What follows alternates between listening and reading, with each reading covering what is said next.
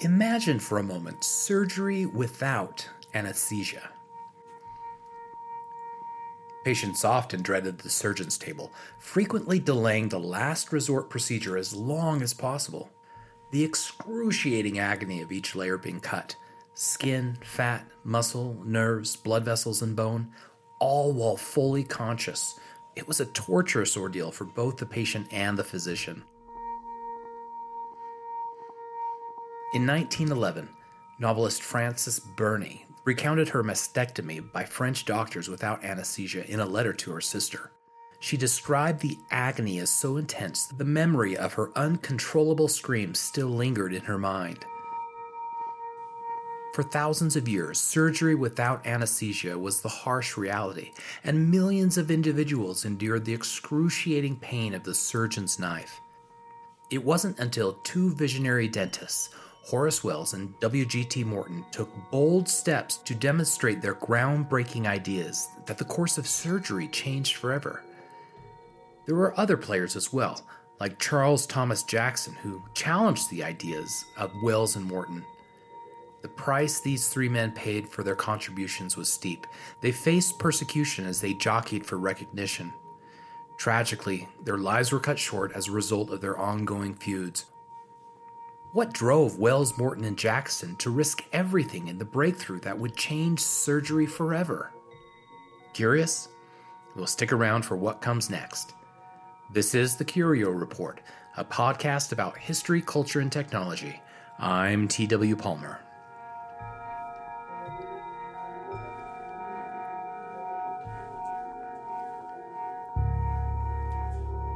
Before introducing these men, let's set the stage. In 1840s Boston, dentistry was unregulated and crowded. Without formal schools, aspiring dentists learned through apprenticeships. Often seen as dental carpenters, they faced challenges earning respect and steady clientele. Two of these dentists, Horace Wells and W.G.T. Morton, were among this crowded field. They didn't have any particular love for science or their fellow man. Instead, they viewed dentistry as a way to make a name for themselves and to get rich. The two briefly partnered, but their collaboration ended when their funds ran dry. Going their separate ways, they focused on building their own dental empires.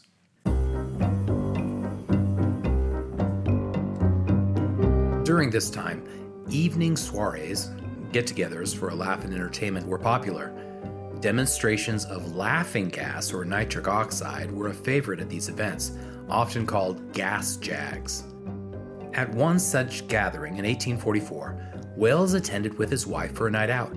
He noticed a man who had inhaled the gas, injured himself, but felt no pain.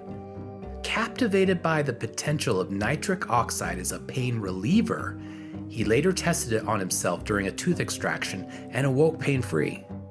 This was the first known case of surgery without pain.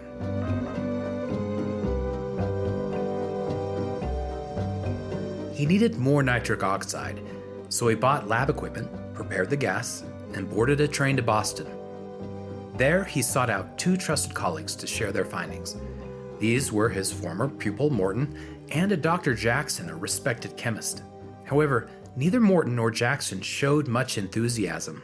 Undeterred, Wells went to Massachusetts General Hospital to request an audience to demonstrate the potential of the gas. At the surgical amphitheater, surrounded by students and hospital physicians, Wells administered the gas to a man needing a tooth extraction. All went well until the patient groaned during the procedure. The audience dismissed the idea as unreliable, leaving Wells humiliated. Why did Wells's audience dismiss the idea so quickly? Historians point to several reasons. First, earlier methods to reduce surgical pain, like mesmerization or intoxication, had proven unreliable, leaving many skeptical. Second, the medical community resisted innovations not endorsed by official medical groups. Additionally, many in church circles believed pain was divinely ordained and should not be altered during a person's suffering. Ultimately, Wells may have been dismissed simply because he was an unschooled dentist, not a trained physician.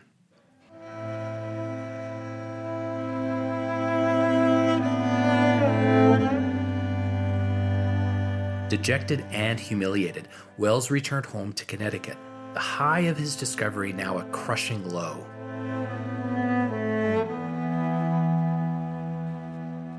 The sting of public failure weighed heavily on him, and rejection from Boston's medical elite left him questioning his abilities. His disappointment soon took a toll on his health, both physical and emotional. Weakened and disheartened, Wells closed his practice for several months.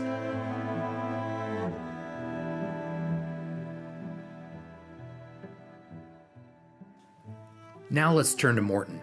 He had attended Wells' demonstration with nitric oxide and began having patients inquire about the gas to block their pain. Eager to build his clientele, Morton sought advice from his mutual acquaintance, Dr. Jackson. Jackson dismissed Morton's inquiry as he had Wells's theories, calling anesthesia a foolish pursuit. However, as their conversation ended, Jackson suggested Morton try sulfuric ether instead of laughing gas. Guided by Jackson's suggestion, Morton experimented with ether, successfully using it to extract a tooth. Morton had removed the agonizing experience of pain normally felt by his patients.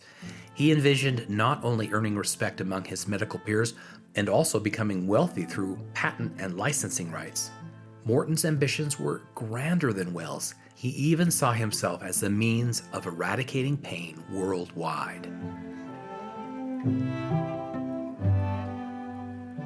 Morton retreated to a country home where he experimented with ether on himself and his family dog.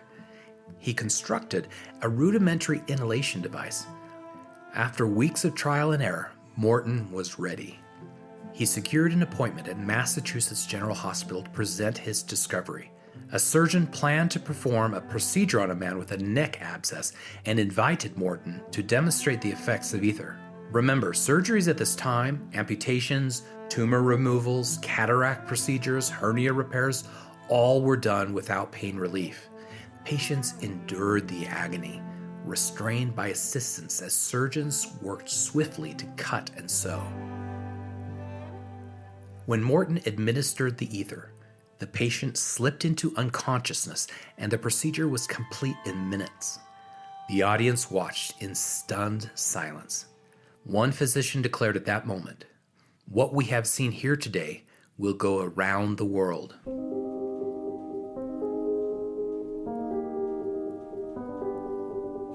Morton's triumph was short-lived.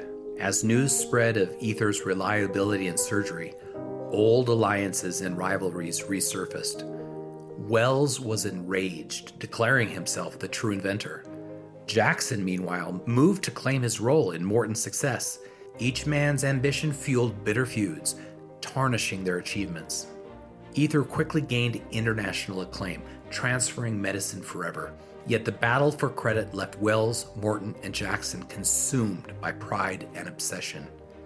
Wells spiraled into addiction and despair, ultimately taking his own life. Morton, worn out and penniless, collapsed and died in New York City. Jackson, consumed by his obsession to be first, was institutionalized and died in an asylum. Nearly 100 years later, recognizing the discoverer of anesthesia remains complicated. Hartford, Connecticut honors Horace Wells with a statue at the state capitol and a scholarship fund in his name. Boston's Ether Monument and the Ether Dome at Massachusetts General Hospital avoid naming sides, celebrating the discovery itself rather than its flawed creators. In the end, the story of Wells, Morton, and Jackson is as much about human frailty as it is about discovery. Their ambitions brought the world anesthesia, forever changing medicine, but their rivalry underscored the costs of pride and greed. Innovation at its best is a gift to all, no matter who claims it first. This is T.W. Palmer with a Curio Report submission.